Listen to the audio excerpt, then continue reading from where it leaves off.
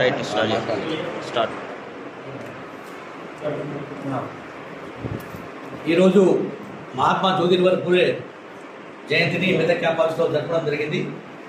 జ్యోతిరావు పూలే గారు 1827లో పూణేలోని మహారాష్ట్రలోని పూణేలో జన్మించడం జరిగింది.